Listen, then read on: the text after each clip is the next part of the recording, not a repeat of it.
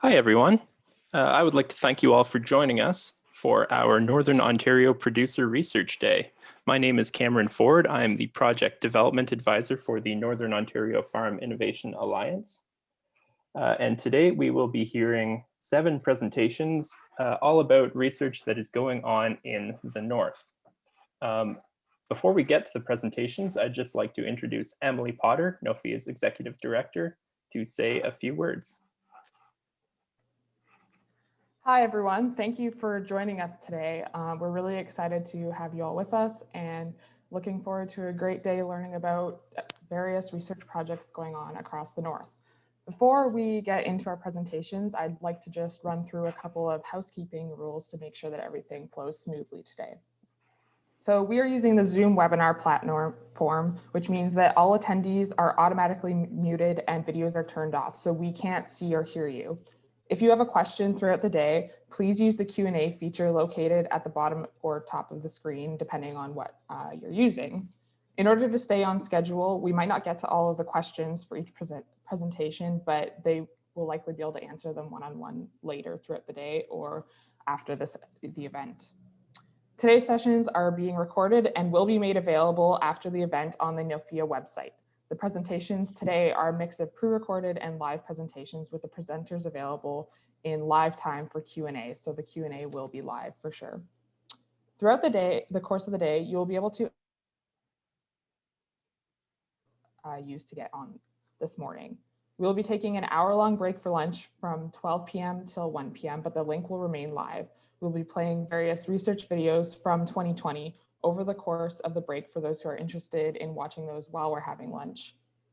All attendees that are present today will be entered into a door prize draw to win an Ontario Soil and Crop rain jacket. Winners will be drawn after today's event is over and announced via NOFIA's social media. There will be 2 chances to win, with one winner being drawn from this morning's attendees and the other from this afternoon's attendees. So stick around for 2 chances to win. With that, I think that's everything, and I will pass it back over to Cameron to get our event started. Thank you, Emily. And without further ado, I would like to welcome and introduce Sara Epp, Assistant Professor at the University of Guelph School of Environmental Design and Rural Development, to talk about her project. Sara, take it away. Thanks, Cameron, and thanks to Emily. Just a quick note, it says my video is disabled, so I guess my video won't be on today for the presentation. Also, I'll just note really quickly, I think I have to start every presentation with a preemptive warning about my internet. So I do apologize if anything freezes or gets a little bit glitchy. I just never know with the rural high speed. You also can't see me doing air quotes right now when I say high speed. So thanks again, really excited to be here and to get started with my presentation. So my presentation is entitled Overcoming Agricultural Barriers in Northern Ontario, Demystifying the North Through Education, Promotion, and Engagement. And it really builds on some previous research that's been done throughout the North with some research associates from the University of Hearst, and I'll get into all of that exciting stuff very shortly. So a really quick outline for today's presentation. I'll talk about our research team because I do think it's really important to highlight the incredible partnership we've had and have been able to keep and maintain this entire time, as well as our funding sources because we have had 2 different funding sources for this project. I'll get into some of the, a brief overview, I guess, of the findings from the research. So looking at what the agricultural barriers were that were identified through our initial study, and then talk about whether that is perception-based or reality. And some of the really interesting findings from this study being that a lot of barriers seem to be more so based on myth than fact. From that, we'll get into the building capacity piece, which is where our current project is taking us, and go over some next steps and identify how everyone online today can be involved in the research. So our research team includes myself, Wayne, and an undergraduate student, Jamie, from the University of Guelph. Jamie, ideally coming into the graduate program in September. And then from Hearst, we have Isabel, Anthony, Gabrielle, and Sophie. And so this research really started a few years ago through a grant from MAFRA via their New Directions funding program and a recommendation that our 2 very similar proposals from Hearst and Guelph be combined into one project. And we were very, very fortunate with that recommendation because it's worked out incredibly well, this partnership. And it's something that as we go through the next phase, which is a project that is now funded through OMAFRA's Ontario Agri-Food Alliance funding in their KTT stream, or knowledge translation and transfer. We're able to move that research, that incredible work we did a few years ago forward, and really get into the exciting sort of capacity building phase of our study. So the background for the project, the goal of this study was really, the initial one was really to understand what the barriers to agricultural production in Northern Ontario were. The initial study had a fairly tight geographic boundary that looked at the Highway 11 corridor between Hearst and the sort of Cochrane area. But I'll highlight that much of what we found within that research, I think, is quite applicable across Northern Ontario, which is what we're doing now, is sharing that research as broadly as possible. And also note that a few of the barriers, economic in particular, aren't necessarily unique to the North. I think a lot of those barriers are inherent within agriculture, regardless of where you are in the world. Some of those barriers absolutely are persistent within the industry. So in conducting the research, we had three sort of overarching themes that we were looking at, and these were economic barriers, social barriers, and environmental barriers. We had an incredibly diverse participant pool for this research. The Hearst team did an incredible job of, I think, interviewing almost every farmer within that sort of designated geographic area, as well as we worked with some provincial staff from OMAFRA and a few other sources, municipal staff, and then quite interestingly, some prospective farmers from Southern Ontario, those who either were committing to a move or interested in a move, or just weren't really sure and were looking for more information. And so all of these very diverse participants helped inform our research. I'll say the economic barriers that we identified, I think this is where we get into the piece where, regardless of where in the world you are in agriculture, I think profits are always going to be a concern and a barrier. And this wasn't unique by any means to what our participants were saying. But we found with the economic barriers in particular, that they were related to higher costs in the North than in other parts of Ontario, as well as distance and access. And so what I mean by that is distance to various services. So if you needed a seed supplier, or you needed to ship your cattle somewhere for finishing or for processing, the distances were significantly greater. Depending on where you are in the province, Northwestern Ontario, for example, the closest service may actually be in Manitoba. And so that has happened quite a bit, where the capacity of services aren't necessarily directly where the farmers are. Depending where you are in the North, that distance can be quite significant. And of course, with that distance, costs increase, whether it's trucking costs, whether it's shipping, whether it's time associated with getting all of these various supplies or services completed. And as well, attached to that was an issue of access. And so if folks were doing direct marketing, direct sales, as an example, access to markets was quite limited depending on where you were in the North. And again, not necessarily a surprise as capacity is building and growing. I think we may see that ideally, that barrier shrink a little bit, but definitely not a surprise that was brought up. Social barriers really were attached to this sort of sense of isolation. And I'll say these barriers really came more so from those who were considering a move to the North. There was a sense that there weren't many employment opportunities. If someone was moving with a partner, they may not have a job in the North. There wasn't necessarily a farming community they could go to. The broader community itself as well maybe was a bit limiting. And access to services, things like doctors or recreational facilities for their children, were viewed as being quite limiting. Again, definitely came more so from participants that were considering a move. Those that were already in the North, as an interesting example, Old Order Mennonites participated in our study, and they identified no social barriers, which was interesting. Very much a different style of community within that subsect of the farming population, but definitely something that was coming more from the South. Environmental barriers were just really focused on the limitations of farming in a different climate. There was a sense that it was always cold in the North, and what you could grow, as an example, was going to be quite limiting. That the growing season was quite short, frost-free days were not as great as other parts of the province, and that potentially the soil was just not at a capacity where it could host a really broad spectrum of crops.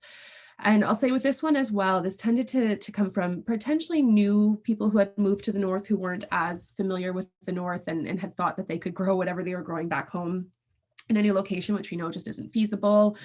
And as well, this sense that it's always cold. We know that's not true. Obviously, we're here in the middle of February doing this conference, and I'm sure others may think that, yes, it does feel like the cold lingers, but in reality, that's not quite the situation. And so when we had these barriers, and there's many more that were identified in the study, we had a so what kind of moment. So we know these barriers exist. We hear what folks are saying and what different groups of folks are saying, but why does this matter? What do we do with this?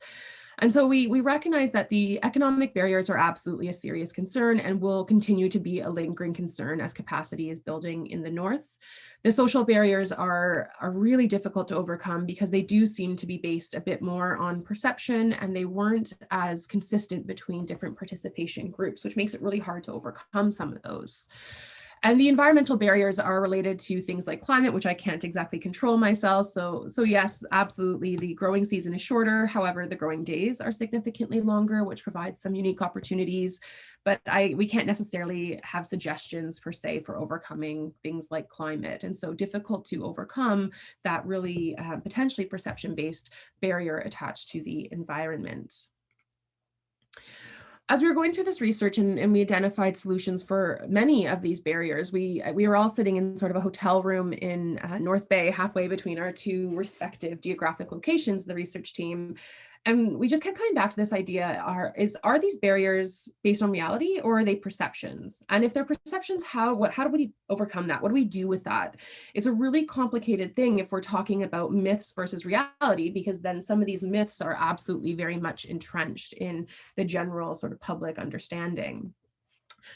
And so we came up with a number of myths, and actually our document has 10 different myths that we speak to, but the sort of top 5 that we kept hearing, which I think were really interesting, and I've highlighted here, are that it's always cold, nothing grows in the North, everyone speaks French, there aren't any youth, my children will have nobody to play with, as an example, and the North is very isolating and remote. And in all the time I've spent working in the North doing research, I can definitely say that those have not been my experiences at all.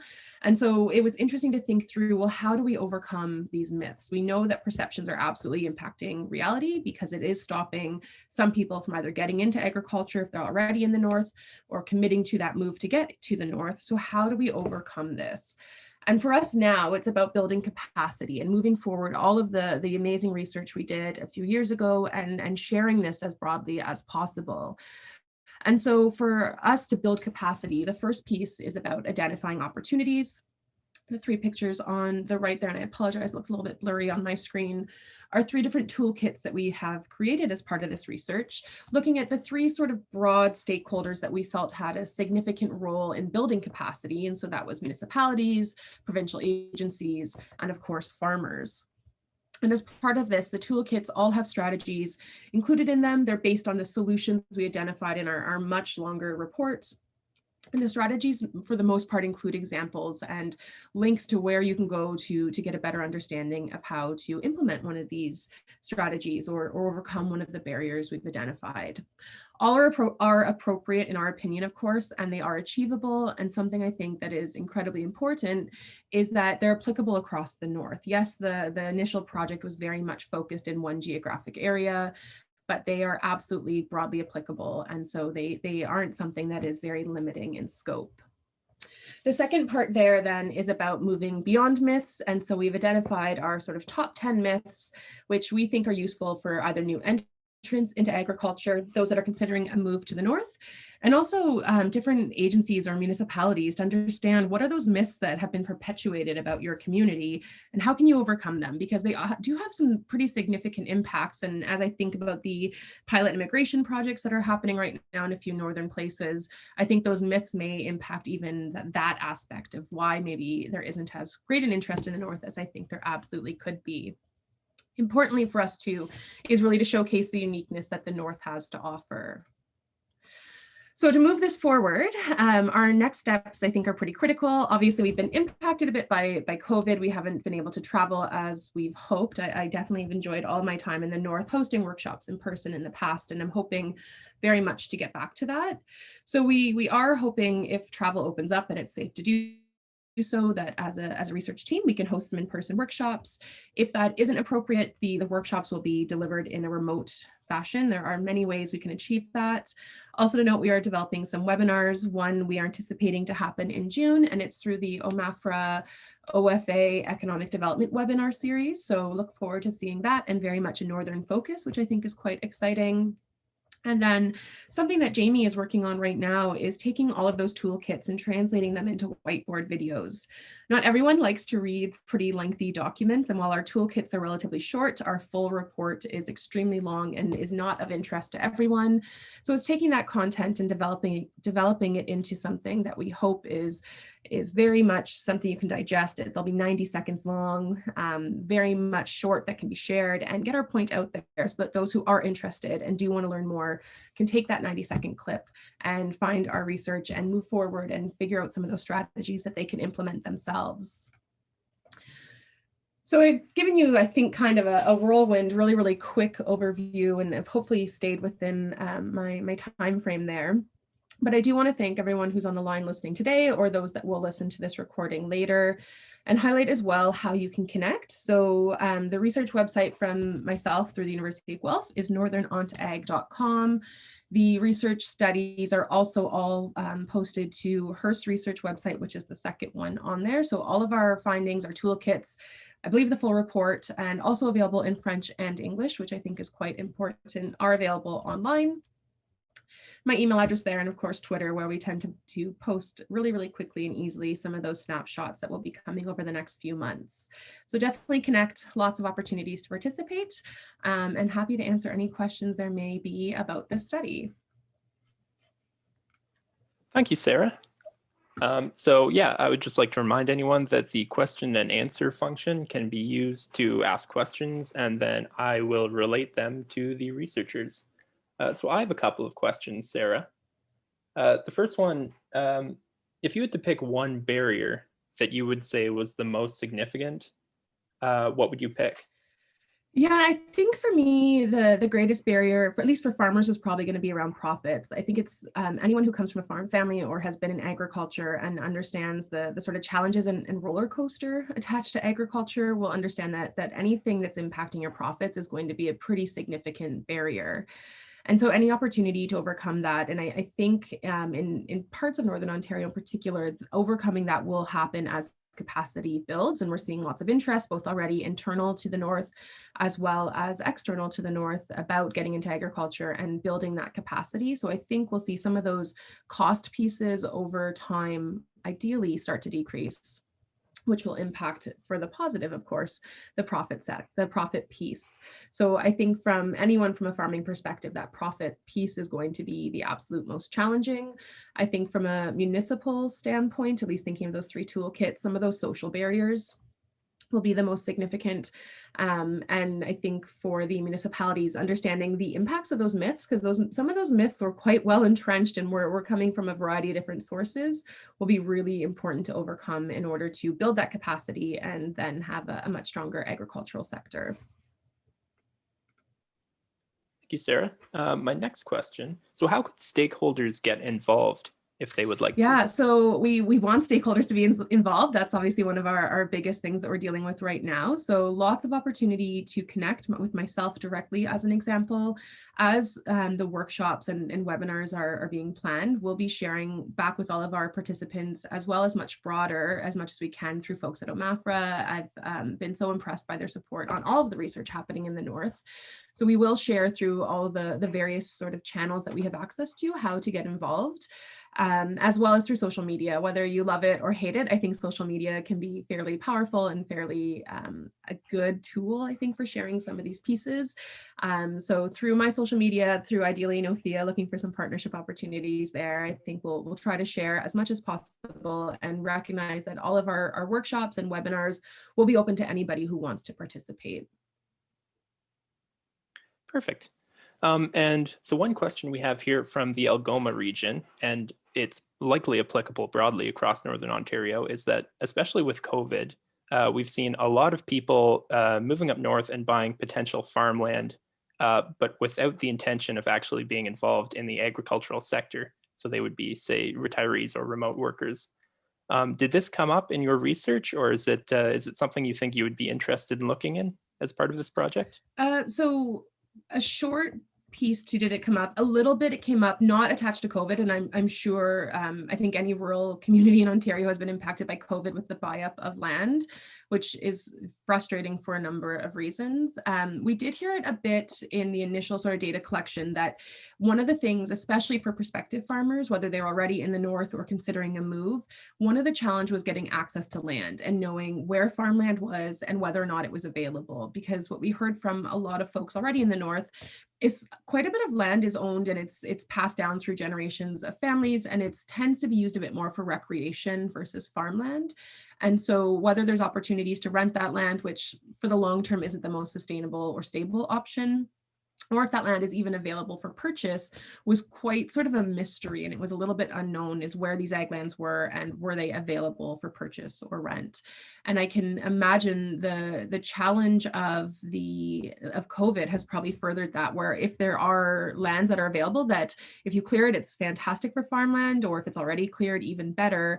That being desirable to somebody potentially from Southern Ontario who has the resources to buy it as a retirement lot or to buy it as sort of a second home. We haven't obviously tracked that as of yet, but I do think there's some important and interesting research that could easily focus on that aspect. And maybe as part of these workshops or webinars, it's a question we can ask to participants, is if they see that happening and what strategies are there to, I mean, you can't stop the sale of land, obviously, but how can we make sure that land is desirable for farmland and continues to be available for farming? Thanks. Can you talk a little bit about the mapping that you have done as part of this project?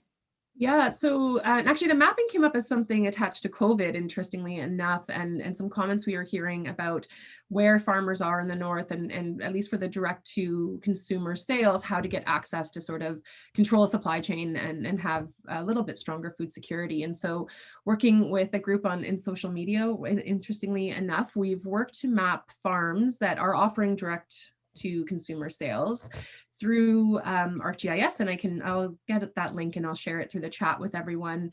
There's lots of gaps in that map, I'll say. It's been very much voluntary. So to get on the map, it's as easy as sending myself or the generic sort of email we have for the project, an email with the farmer, your name, if you're the farmer, if the farm itself has a name, what products you offer, how to connect, and the address. And it's really, really simple. There's some fantastic graduate students who have been working to get out any of that data that comes through mapped. And I'll say that project or that social media group started in the Sudbury area. So you'll see that the capacity on that map is significantly greater in Sudbury, but there's so much more opportunity to map any farmer really that wants to be included and involved in that map. And as a secondary to that, it's formalizing a map we made through Google Maps of ag services and getting that into ArcGIS as well, because it's so much easier to search Arc than it is to search Google. And it's just a much better platform to work with. So transitioning the services piece to our much broader map. And as well, anyone on the line today or in your networks, please feel free to share the mapping option with anyone who may be interested, because it definitely doesn't look like there's a lot of capacity in the north when I know there is, but because it's voluntary and not everyone has maybe heard of it, I think there's lots of opportunity to keep developing and building that map. Thank you. So in some places we're seeing, large agribusinesses or investment companies buying up smaller farms. How do you see that affecting agriculture in Northern Ontario? Good, bad, indifferent? Do you have any thoughts on that? Yeah, that's a tough question. I will say that. I think it's challenging because I think we're seeing that all over Ontario, recognizing I've heard, and it's anecdotal, I think, which is really the toughest part of answering that question with a decent answer, at least, is anecdotally, I have heard about some groups from Western Ontario purchasing land within Northern Ontario because the cost is quite a bit lower. Interestingly, the climate is easier to work with than parts potentially of Manitoba, as an example, or even Alberta. So I think it's definitely happening. To the scale it's actually happening, I don't unfortunately know. So it's hard to really understand if it's sort of good or bad. I don't know that I can be indifferent on it, because I definitely hear some of the challenges it's having, where it's raising farmland prices or it's making it harder for others to get into agriculture because of it. But from a farm capacity perspective, I think there's some good potential, because it'll build the capacity, which will ideally bring the services and increase access. but it's tough if it's not being tracked. And I personally am not tracking it, so I don't have the data on that. But I think it is something that potentially, with the other piece about where farmland is and how much buy-up is happening through COVID-19 for recreational lands, I think that could be another piece attached to that, is who is buying up the land generally, what are these groups, and what impact does that have on the long-term stability of the agricultural sector in the north? Thanks, Sarah. And then, so perhaps one more question. We know that many farmers in Northern Ontario have to buy two sets of very expensive equipment, one that would be used for actually clearing the land, and then one that would be used for farming. Do you foresee any potential synergies between forestry companies and farmers in the way of clearing potential farmland? That's a really interesting question. And I think there's huge potential. I think one thing that I've been so impressed by with most of the research I've done in the North is these informal partnerships that often happen, and working to formalize some of those. And I think there is potential, thinking of the equipment that's being purchased and where investment is happening, and capital that's available. I think that could be a really, really interesting avenue. And again, it could be something that could come up in one of the workshops. It could be another question to ask around that capacity piece, and finding out if there are different groups in the forestry sector, which has been highlighted, that could partner with the folks in farming to clear land. I think that would be a really, really interesting avenue to explore. Thank you, Sarah.